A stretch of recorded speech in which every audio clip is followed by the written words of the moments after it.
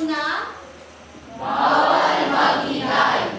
pangalawa, Igalang ang bawat isa. yung pangatlo, Dapat marunungin. yung pang-apat, Aktibong makilahok sa klase. Huwag kung magperesay. Alamin ang mga gawain. okay. Ang ibig sabihin ng ating palutuntunin ay magiging bida kayo kung may ginagawa ninyo ang mga bagay na yan. Naintindihan ba? Yes, ma'am. Sa ating pagsisimula, nais ko muna ding sabihin sa inyo, di kaya ay ibahagi sa inyo yung ating, yung mga layunin na kinakailangan nating maisagawa sa araw na ito.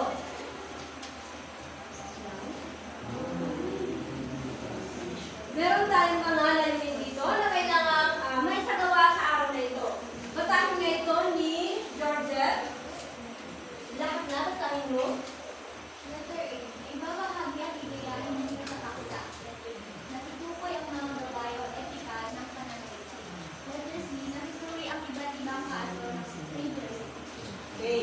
Ito yung mga layunin na kinakailangan may isagawa sa araw na ito sa ating pagtalakay. Naintindihan ba? Ngayon, meron po na ako ipapanood sa inyo na video at panoorin niyo ito ng mabuti para sa mga tanong mamaya.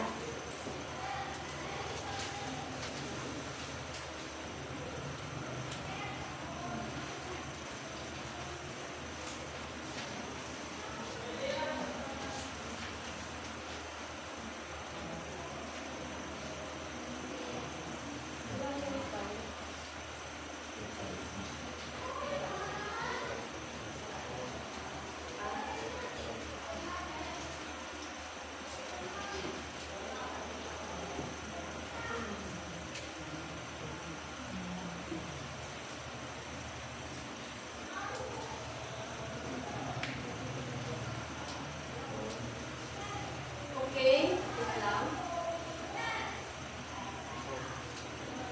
Kung makikita ninyo ang larawan na yan, walang sound yung TV natin. Pero, ikunanto ko na lang sa inyo, ang balitang yan ay tumutong kay Mr. Sulis, Mark Sulis na nangupya ng picture na pagmamayari ng iba, taga sa Brazil yun. Yan yung picture na pinagyan niya na sinasabi niya na sa kanya. Kumbaga, may isang patimpala na sinalian niya, and then yan yung ipinas niya, pero hindi pala siya yung tunay na kumuha nun. Yun yung kwento ng balitang yan. Ngayon,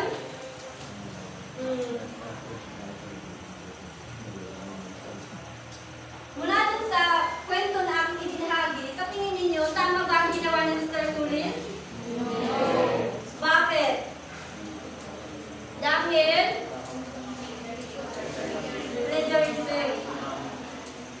Okay, kinugyan niya, kaya hindi niya pagmamayari yung picture na kanyang ipinasa. At dun sa balita, kung meron sanang sound yun, dun sa balita, sinasabi dun na maaari siyang makasuhan ng intellectual property code. Mamaya magkalakay natin kung ano nga ba yung intellectual property code. Pero, tignan natin yung tanong. Pero wala sa batay dun sa kwento na inuwento ko kanina, dahil na wala yung video, tungkol saan ang ating tatalakayin sa tingin ninyo? Tungkol sa plagiarism. Tingnan natin yan. Makikita natin yan mamaya. Malalaman natin yan mamaya dahil may mga activity o di kaya ay may mga gawain na kayong gagawin ngayon.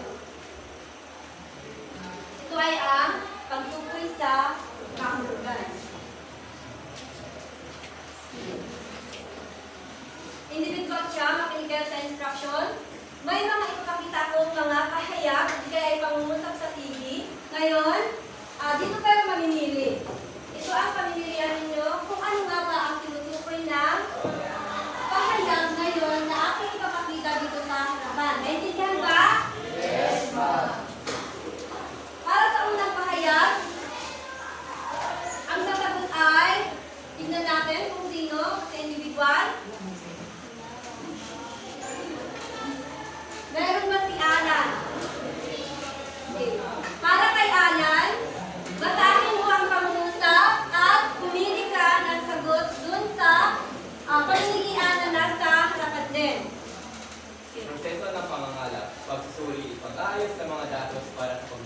Isang suliranin.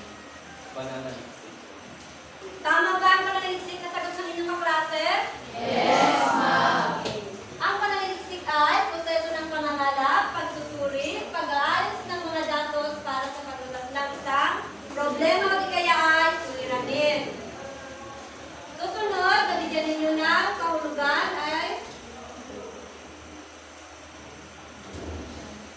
ito, pero tingnan muna natin kung sino yung sasagot.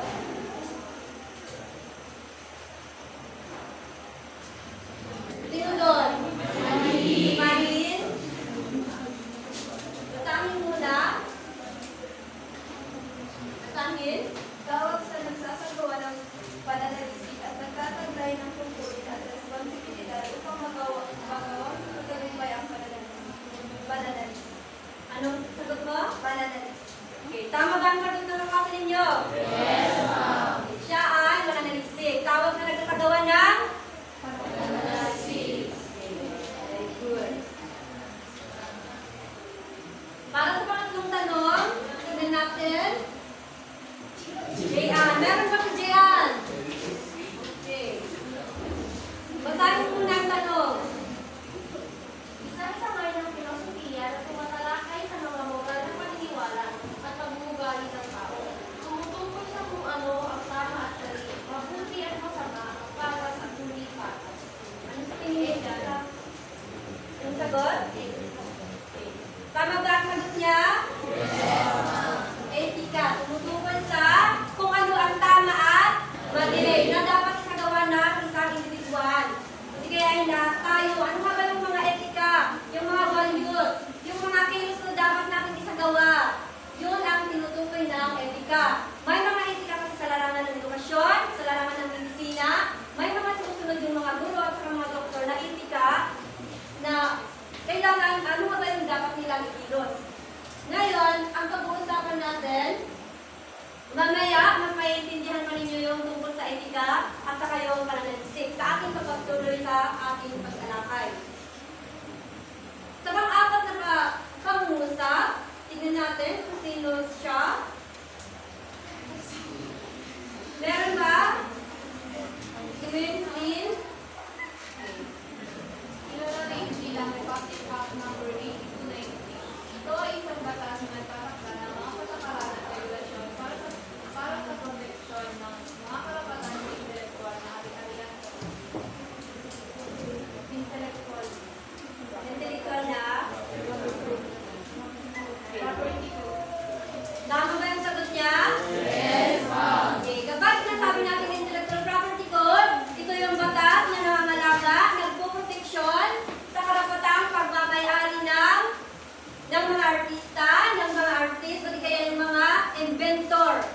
From the word intellectual, yung gawa nila, ito yung batas na nagpoprotekta sa mga gawa nila. Kumbaga, may halimbawa yung pinakita ko kay Mr. Solis kanina. Diba? Nagugya siya ng larawan. Pero, ang sabi doon, nais siyang makasuhan ng intellectual property code. At sa tingin ninyo, isang halimbawa ba yun ng paglabas sa intellectual property code? Yung pangungutya niya? Yes, ma'am. Okay. Yun yung isang halimbawa ng intellectual property code. Kung saan sila yung nagpuprotekta o di kaya ay yung batas na magpuprotekta doon sa pagmamayari, di kaya nagmamayari ng isang akda, halimbawa ng mga akda, nobela, naging kwento. Ano pa yung mga akda? Ano ninyo? History? Ano? Bukod sa nobela, mga tula. Kapag sinabi nila yung mga tula ninyo, yung mga kwento ninyo, maaari silang makukuha ng plagiarism dahil nilabag nila ang intellectual property code. Na? Next.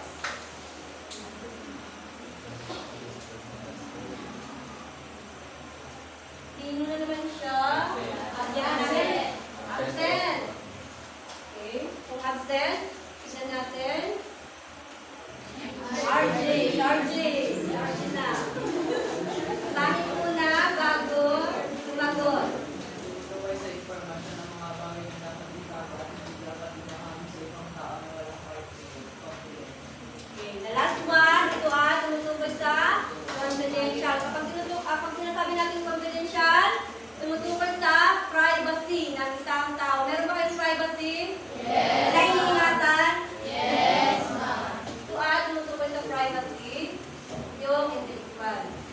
ay yung confidential. Ngayon, tandaan ninyo yung mga salitang yan at saka yung mga kahulugan niya dahil makakatulong ang mga yan sa ating pagtalakay, sa ating paksa.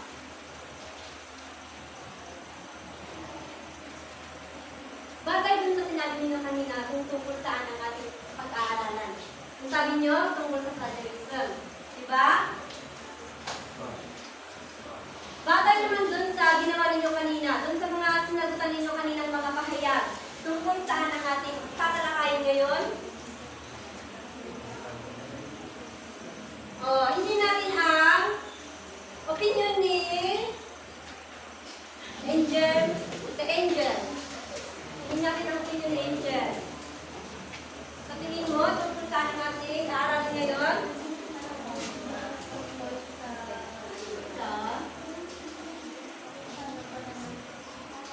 Okay. Ang sagot niya tungkol sa pananaliksik, hingin din natin ang opinion ni Jericho. Ano naman sa'yo ang inyong opinion? Tungkol sa intellectual property. Okay. Tungkol sa pananaliksik, ang sabi niya pa, intellectual property code, which is tama yung mga sinabi nila dahil ang ating pag-uusapan ngayon ay tungkol sa etika sa pananaliksik at mga responsibilidad ng mananaliksik. Pero bago natin talakayin, basahin muna ang mga gabay ng tanong. Si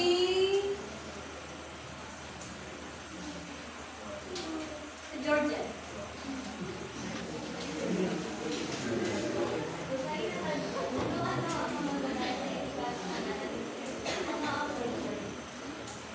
Yan ang mga tanong na kinakailangang masagot pagkatapos ng atin sa ating pagtalakay. Ano nga ba ang etika? Tulad ng sabi natin kanina, kapag sinasabi natin etika, ito ay tumutukoy sa kung ano ang tama at mali, o di kaya ay ano yung dapat ikilos ng isang individual sa atin. Pero ngayon kasi, ang ating pag-uusapan ay etika sa pananaliksik. So, ang ibig sabihin, ang ating pag-aaralan ngayon ay yung mga etika na dapat gawin. O di kaya responsibilidad ng isang mananaliksik. Isang responsibilidad ng mananaliksik ay pagkilala sa pinagmulan ng mga ideya sa pananaliksik. Para sa bahagi ito, bunutan naman ang gagawin natin. Hindi na yung paikot-ikot na ang nabunot natin ay si Chelsea. Meron ba si Chelsea? Basahin ang nasa harapan. Pagkilala sa pinagmulan ng mga ideya sa pananaliksik. Ang pinakadiwa nito ay huwag angkin ang hindi sa iyo. Ang pag-aangkin sa kaisipan at ideya ng ibang tao ay paglabas sa intellectual property. Okay. Ano nga yung sinasabi natin kanina, intellectual property code? Sasagot si Angel. Meron ba sa Angel? Angel. Yung intellectual property code, ano yung sinasabi natin kanina, kahulugan nito?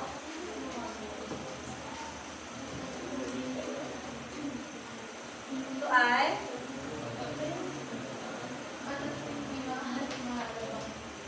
batas na hindi maaaring malabag. Okay, tama. Tama naman. Joe, sinabi niya, batas na hindi maaaring malabag dahil kapag nag-plagiarize kayo, okay, maaari kayong makasuhan. Pero yung ano ba yung pinaka diwa dito sa bahagi na ito, pagkilala sa pinagmulan ng mga ideya sa pananaliksik. Ano ba yung pinupunto sa pangungusap na ito? Okay, wag angkinin yung hindi kayo, yung mga ideya o di kaya yung mga akda na kinakapi ninyo, wag nyo sabihin kayo yung sumulat nito. Isulat ninyo yung kung sino ang nagmamayari nito o di kaya ay kung kanino ito. Yun lang naman yung parang pinakapunto dito sa una natin etika ng pananaliksik. Maliwanag ba sa inyo yun? Wala nang tanong? Pangalawang etika ng pananaliksik na kailangan natin gawin o di kaya ay isagawa ng isang mananaliksik ay babasahin ni Clark. YN. Ulat tayo partisipasyon ng mga tao. Huwag pilitin ang iyong mga responsibility. Huwag pilitin ang iyong mga responsibility. Bigyan mo sila ng kalayaan sa pagkasamit sa iyong sinasagawang pananaliksik. Bago magsimula, ipaliwanag sa mga kalahok ang sinasagawang pananaliksik upang mas lalo sila magkaroon ng pag-unawa o pag-unawa. Tayo ka muna, Lau. Kapag magsasagawa ka ba, kapag magsagawa ka ng pananaliksik at magpapasagot kayo ng mga questionnaire ninyo, ano ang gagawin mo? Pipilitin mo ba silang sumagot sa iyong mga questionnaire? Ano yung gagawin ninyo? Tatanungin sila kung pwede nila sagutin yung question. Ano pa yung, bago ninyo ipasagot yung questionnaire, ano pa yung narapat ninyong gawin? Bago ninyo ipasagot muna yung questionnaire? Affirmation. Okay, maaari ka ng maupo. Maraming salamat sa pagbabahagi ng opinion. Isang gagawin pa ninyo, bukod sa pag-aas ng permission doon sa mga respondente ninyo, ipaliwanag din ninyo sa kanila kung tungkol saan yung pag-aaral ninyo na inyong isasagawa, na inyong kakalapin bilang mga respondente. Naintindihan? Huwag silang pilitin na, sige din, answer nyo na ito'y. Huwag yung ganun na pagpapasagot ng isang questionnaire, di kaya yung mga pananaliksik ninyo. Naintindihan yun? Dapat, voluntary yung magiging respondente ninyo sa inyong mga pananaliksik. Yun ang pinakapunto sa pangalawang etika ng pananaliksik na ito. Pangatlo, babasahin naman ni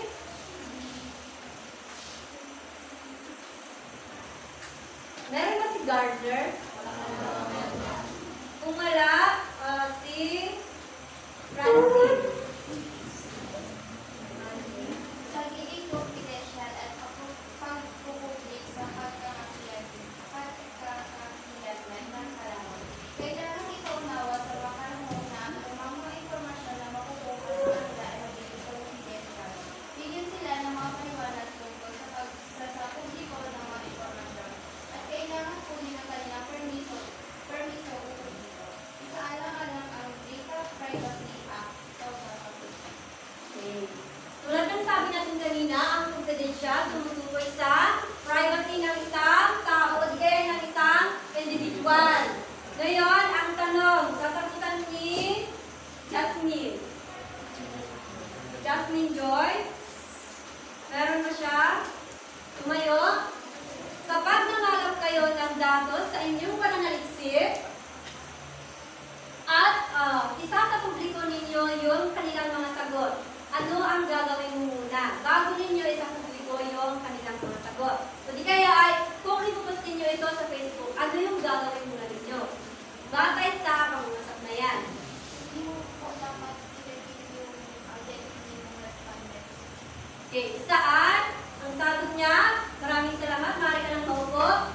Tama yung sagot niya, kapag isa sa ulat, o di kaya ay, ipopost na ninyo sa internet yung mga sagot nila, hindi nyo daw babanggitin yung nagmamayari ng mga sagot na yun. Ano pa ang maaari ninyong gawin para maiwas kayo sa anumang kontrobersiya hinggil sa confidential na topiko? Si Gian.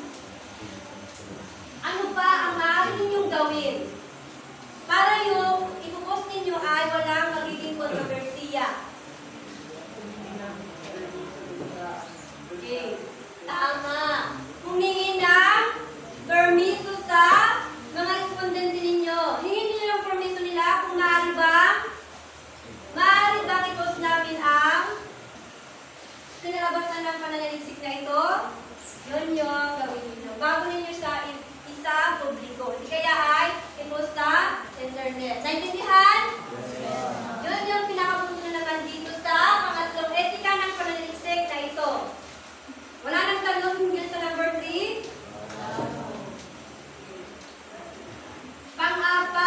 gabay na pananaliksik.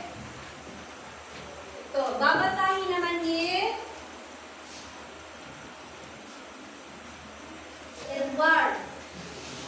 Okay, Edward. Pagbabalik at paggamit sa resulta ng pananaliksik. Isa sa mga nangyayari ngayon sa mundo ng pananaliksik ay yaong binibigyan ng ibinibigay ang resulta ng pananaliksik sa mga kalahok at mga respondent. Tumayo ka muna. Okay. Tumayo ka muna. Larito ang tanong. Kapag natapos na ng full yung pananaliksik ninyo, bakit sa yung binasa, ano daw yung nararapat na gagawin ng mga pananaliksik? Okay. Kapag tapos na yung pananaliksik, at nakuha na niyo yung lahat ng information na kailangan ninyo, maging yung resulta, ano yung nararapat na gagawin ng isang mananaliksik batay sa pangunusap na yan. Tignan ang mabuti ng mga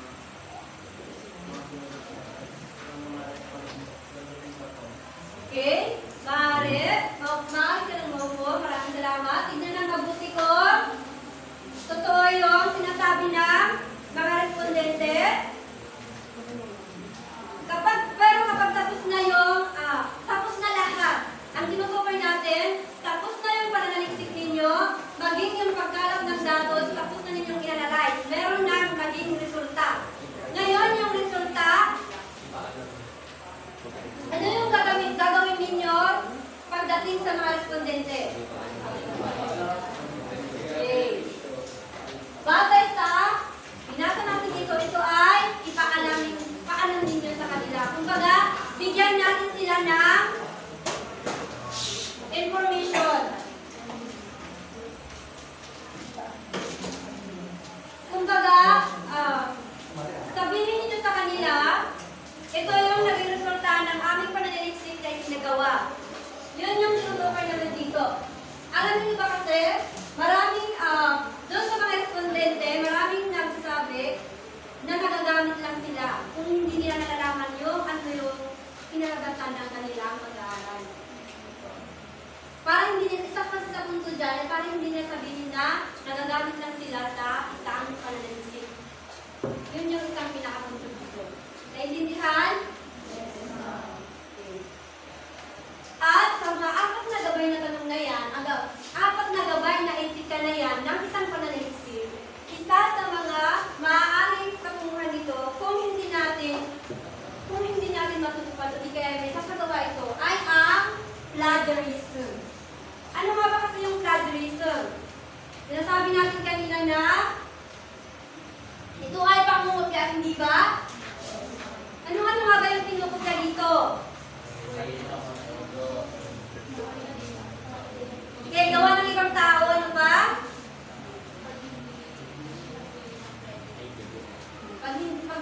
Pagbigay ng credit, yung pinagmulan nito. Kung babasahin natin, ito ay tahasang paggamit at pangungutya ng mga salita, ideya ng walang kaukulang pagbanggit, o di kaya ay pagkilala sa pinagmulan nito. Mula dun sa salitang pangungutya, yung plagiarism. Pangungutya sa mga akda, sa mga ideya, maging sa produkto.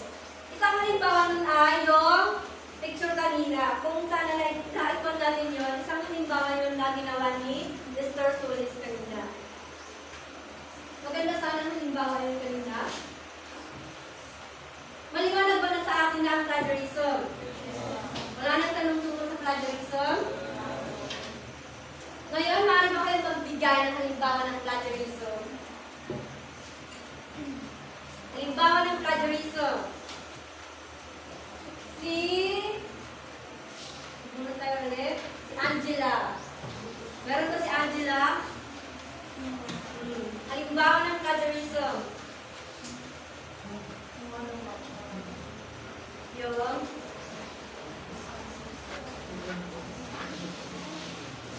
yung pangungutya ng mga ideya sa Google na hindi nyo binibigyan ng citation. Isa ba halimbawa ng plagiarism? Okay. Isa yun na halimbawa ng plagiarism. Ano pa ang isang halimbawa? Magbigay nga kayo KD. Meron ba si KD? Okay? Halimbawa ng plagiarism. Okay, isang halimbawa yung pangungutya ng kanta. Meron ba kayo na-encounter tungkol sa mga pangungutya ng kanta? Yung mga napuntahan sa pangungutya ng kanta. Isang halimbawa yun ng plagiarism. How about yung pangungutya ng yung mga quotation? Hindi yung mga kasabihan na sinabi ng isang tao. Tapos sinabi nyo na pag-aaral nyo yun. Isang halimbawa ba yun ng plagiarism? Yes. Narito pa yung ibang halimbawa ng plagiarism. Yung number 1, basahin ni Alan ulit. Si Alan. Pag ang ginagawa, produkto, ideya ng iba. Okay. Basahin mo yung hanggang sa number 3. Hindi paglalagay ng maayos na paniki sa sinibing pahayag, pagbibigay ng maling impormasyon sa pinagmula ng sinibing pahayag. Okay. Yung mga information na nakukuha ninyo, halimbawa sa mga Google. Tapos, iba pa yung sinabi ninyo, nagmamayari nito, iba pa yung sinulat ninyo, kung nagmamayari nito, sabay yung halimbawa ng plagiarism. Masurihin natin yung number 4 at saka number 5. Number 4 and number 5. Basahin na ni Manuel yung number 4. Pagpalit ng mga lista na katulad ng ikaw, kaya ay pagkasali ng teksto mo, pang-obya rin nila ng walang sapalit ng ikaw. Okay. Ay, ganun mga boss, salamat sa pagpapasa. Pagpabalik ng mga salita sa katulad ng wika o kaya ay pagsasalin ng teksto, ngunit pangungutya sa ideya ng walang sapat na makilala. Kinutyahan ninyo yung isang, halimbawa, kinutyahan ninyo yung isang awit.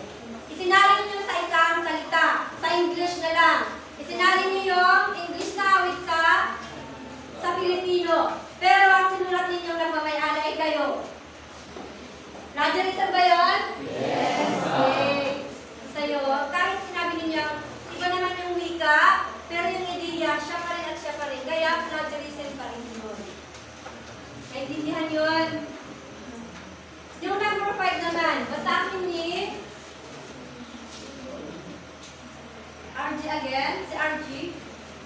Pangungutya ay napakaraming ideya at nananalitan sa isang pinagtunan ng para sa iyong kunin man ang hindi ang pinagtunan.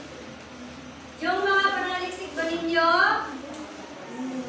Halos binubuo na ba ito ng mga ideya sa Google? Sa AI? Love kayo. Nagparaphrase ba kayo sa mga kinutya ninyong mga ideya, mga information sa Google? Yes, ma'am. Paano ka nagparaphrase? Nga? Pagpaparaphrase, pero ang dalawa mo rin pagpaparaphrase, di ba? Baguhin niyo yung mga pangungusap, pero yung ideya, siya pa rin. And then, isulatin niyo rin yung nagmamayari. Doon sa isa, dahil yan niyo yung buong pangungusap, pero isusulat pa rin ninyo yung kung sino ang nagmamayari, di ba? Ngayon, naintindihan naman niyo lahat yung ating dinalakay? Yes. Okay, parang namamatay, naintindihan naman ninyo lahat? Yes, ma'am. Ngayon, tignan natin. Meron tayong activities, dual siya. Yung mga katabi na ninyo, ang inyong mga partner, 1/2. Basahin muna ninyo yung panuto para alam ninyo ang gagawin ninyo. Basahin muna lahat yung panuto para alam ninyo ang gagawin ninyo. Humanap ng parehas sa isang kalahating papel. Pumili ng isang etika ng pananaliksik at ipaliwanag kung ano ang ibig sabihin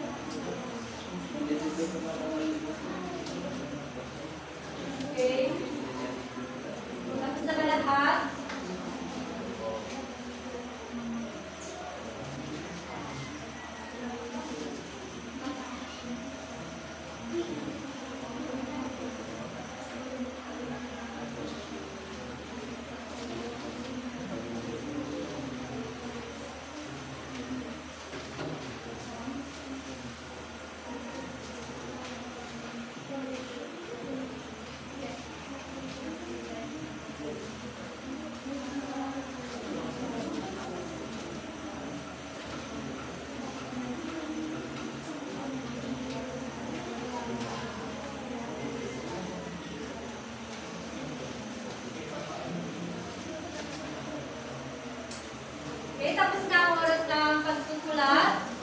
Ating nakikaipan ang Manibagang Will. Time's up na po. Ang maunang magbabahagi ng kanilang sagot ay sina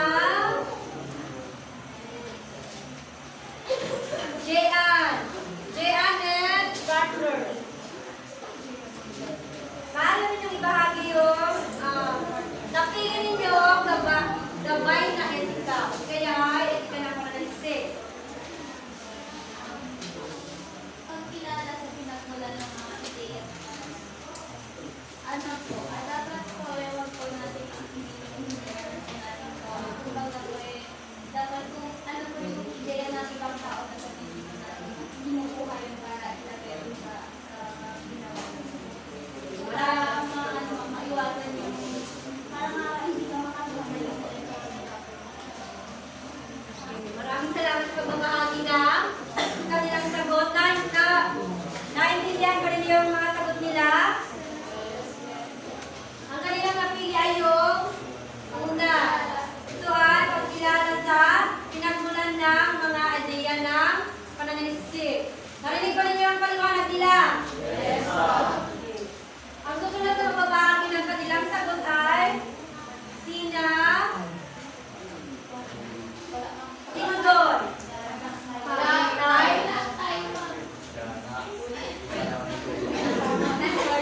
Mark Edward at Barton.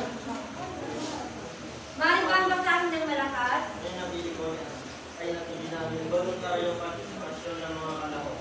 Ito ay ang hindi pagpili sa mga respondent at kailangan maging voluntaryo ang kanilang aktivang partisipasyon ng mga walang halong pagpilit sa iyo. Tama. Voluntaryo, participation namin yung mga respondente, dapat hindi sila napipilit. Yun yung tinutukoy na ibinahagi ng inyong kaklase. Susunod, magbabahagi ng kanilang sagot ay sina Jennifer and Parker. Kahit dyan na kayo, Ganun din pa, voluntaryong partisipasyon ng iba. ano yan po kapaliwanag ninyo? Pagpilitin lang yung mga responsible, bigyan natin sila ng kalayan sa pagsali sa iyong ginagawang panahon. Tama yung sagot nila, voluntaryo. Huwag silang pilitin. Bigyan sila ng kalayaan na makilahok sa inyong pananaliksik. Ma'am.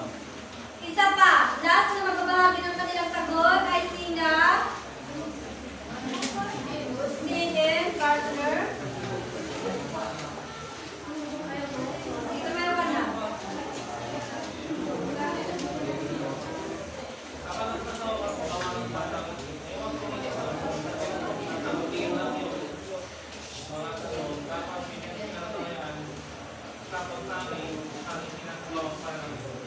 Okay.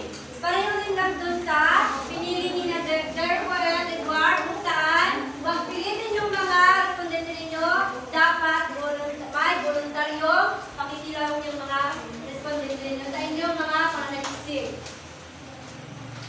Okay?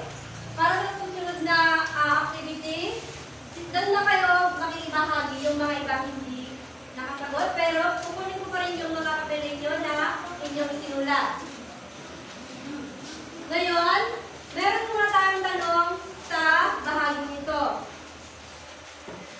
Sa kasalukuyan, nagaganap pa ba ang plagiarism sa tingin ninyo? Yes. Yes. Muna tayo ng pangalan. Si Justin. Si Justin, Jacob. Kung sinasabi natin, tumayo ka, kung sinasabi natin na naganap na ba ang plagiarism, natin ang magbigay ng halimbawa. Ngayon, kahit dito sa paaralan, nagaganap ba dito sa paaralan ng plagiarism? Paano siya nagaganap?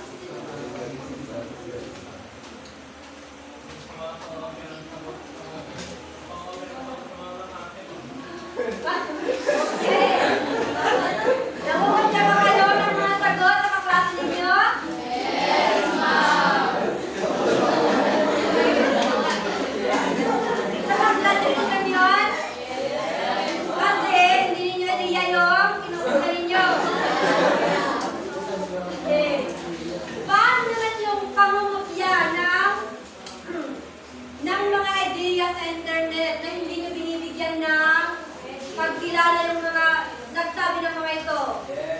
Sabay isang plagiarism din? Yes, ma'am. Okay, kaya sa kasalukuyan, nagaganap pa rin talaga ang plagiarism upang mangopya. Ngayon, ano ang gagawin ninyo para hindi kayo plagiarism? Ano ba yung mga sinasabi natin na dapat gawin?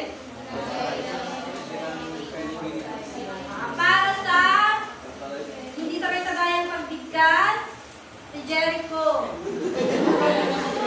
Ano yung gagawin? Para hindi kayo ma-plagiarize.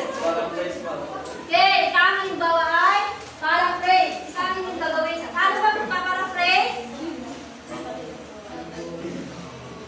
Okay, meron tayong binanggit kanina na dalawa uri ng pagpaparaphrase. Isa yung maaaring yung palitan yung mga salita o ito yung mga words, pero ibabagi pa rin ninyo yung kung sino yung nagmamayari.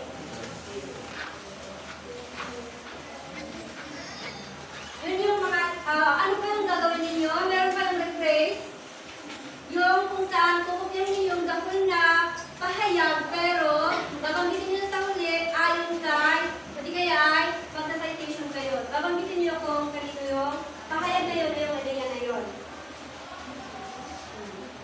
Bakit nga ba kasi mahalagang matutunan ninyo ang mga etika ng pananaliksik? Bakit pa kasi natin pinag-aaralan to? Ano ba ang kahalagahan dito? Sasagot si J.Ann. J.Ann?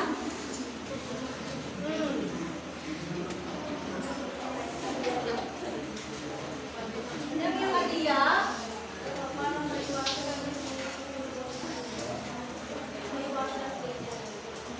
Okay. Tama ba ang sagot niya para mayroon ng plagiarism? Yes. Okay. Kailangan natin malaman at kaya ay matutunan, lalo-lalo na sa inyong mga mag-aaral, ang mga etika at gabay na pananaliksik para maiwasan ang plagiarism. Hindi kaya anumang kontrobersiya. Lalong-lalo na magkakaroon kayo sa grade 12 ng pananaliksik, pagdating ng college, okay? Isang thesis, isa ninyong, ano yun, requirements na kailangan ninyong kapusin ay research bago kayo mag-graduate ng college. Kaya, mahalaga na hanggang ngayon, kaya ay ngayon pa lang, matutunan ninyo yung mga etika at responsibilidad na kailangan ng isang mananaliksik. Naintindihan ba yun? Yes, ma'am. Malinaw daramdam na sa ating lahat ang ibig sabihin ng plagiarism? Yes, ma'am. Ngayon, para mas maintindihan pa natin, makita natin kung talagang naintindihan ninyo ang ating tinalakay, magkakaroon tayo ng group activity. Ano yun? Mamaya, i-group muna kayo. Bago ko sabihin nyo, inyong yung group 1, kayo na ang group 1, kayo na ang group 2, bumuo kayo ng bilog, bumuo ng bilog. 3 kayo, and 4. Bumuo ng bilog.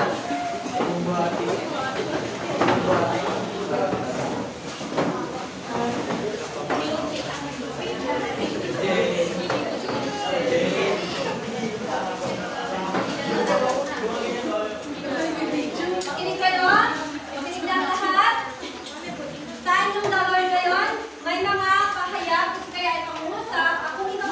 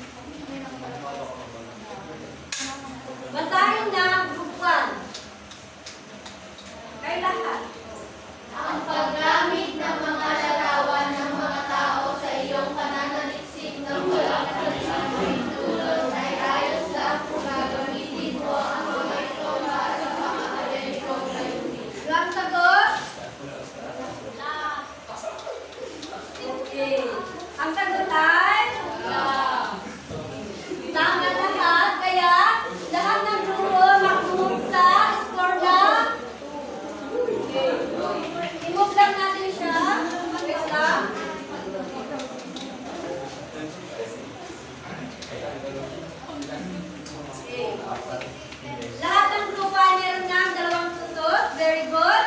Ngayon, susunod na tanong, babasahin na group 2. Basahin na. Ang pag-plagiarize ng isang bahagi ng isang artikulo ay hindi nakakasama kung binanggit mo ang pinagmulan nito.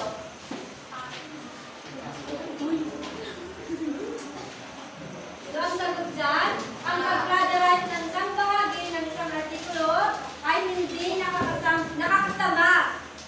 Hindi nakakasama daw kung binanggit mo ang pinagmulan nito.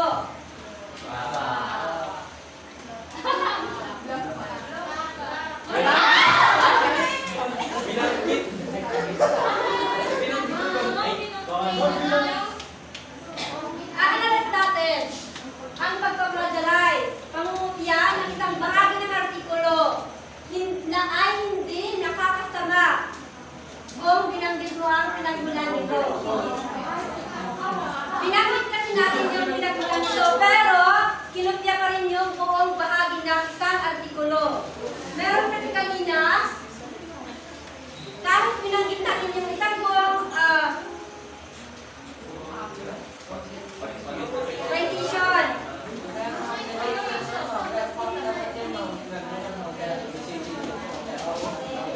Diba ano, kahit ba kinopya niyo yung buong bahayag? Halimbawa, yung isang artikulo, tapos artikulo kasi is one. Yung isang artikulo doon sa isang bahagi ng isang artikulo, halimbawa, isang pangungusap yan, hindi kaya ay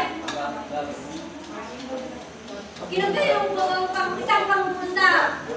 Pero sinabi ko na yung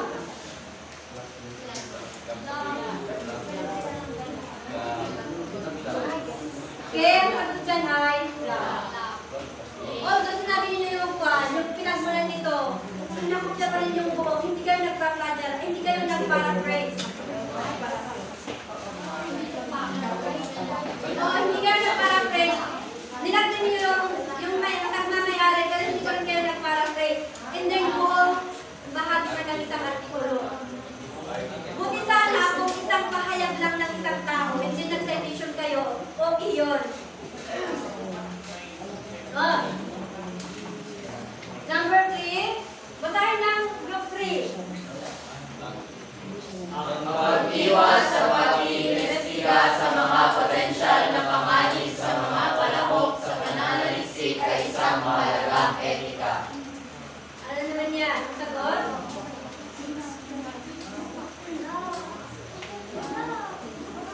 Ang pag-iwas sa pag-iimbestiga sa mga potensyal na panganib. Ano yung pwede talaga ng sagot? Bakit magbago? Okay? Final na yan? Final na? Ang tamang sagot ay?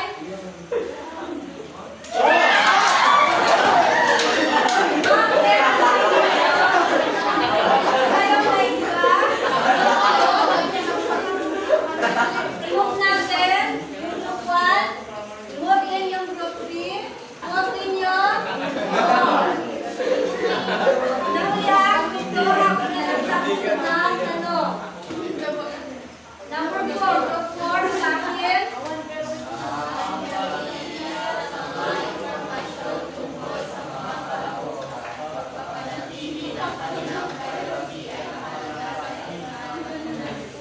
Alright, let's see. Ito mo natin kanina. Okay, ang sagot dyan ay? Lahat tama, kaya mag-uran tayo. Susunod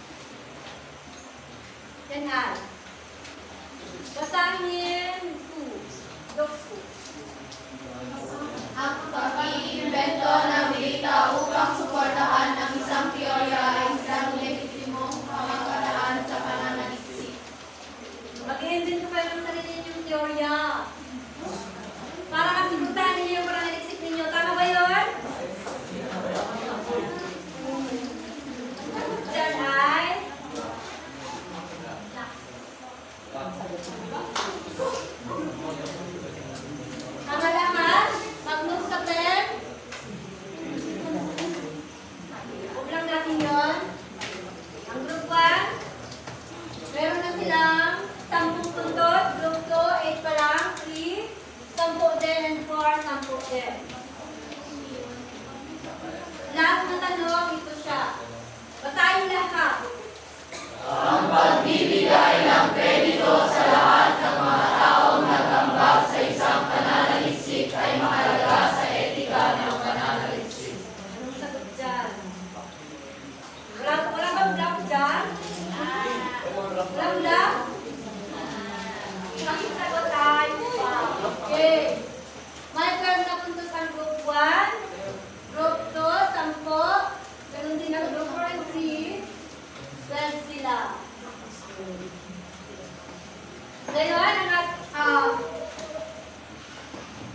yun na yung tapos ng mga tanong, kaya maaari ninyong i-ayos ang inyong naupuan para sa pagbukya ng pagkakaroon.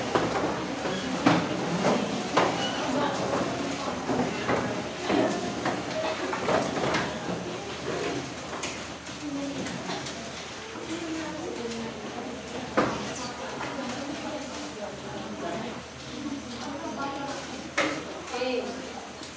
Bago ang lahat, maaari bang palakpakan muna ang sarili dahil sa mga scores natin? Gandaan ang pagdangalit ninyo. Isulat ito sa one more sheet. Hindi. Saan bang klase ng papel isulat ito sa? Ano bang klase ng papel? Magbasa. Magbasa-basa hinggil sa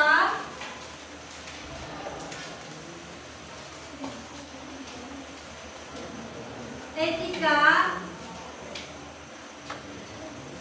ng pananaliksik at mga responsibilidad na kailangan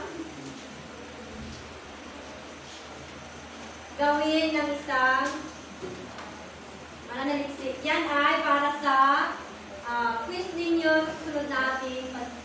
Kaya ay pag-aaral. Okay na ba ang lahat? Yes, ma'am. Naisulat na lahat? Yes, ma'am. Maraming salamat sa araw na to at doon na nagtatapos ang ating talakayan.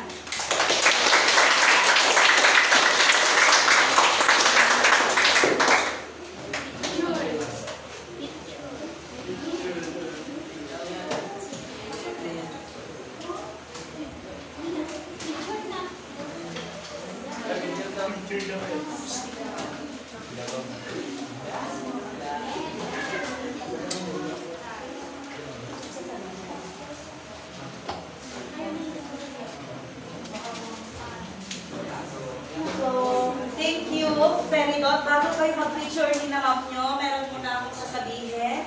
Siyempre, first ay congratulations kay Ma'am Princess. Ang sabi ko noon, ang favorite teaching ko na niya ay yung semi-final demo niya. Pero ngayon, ginulat pa naman ako.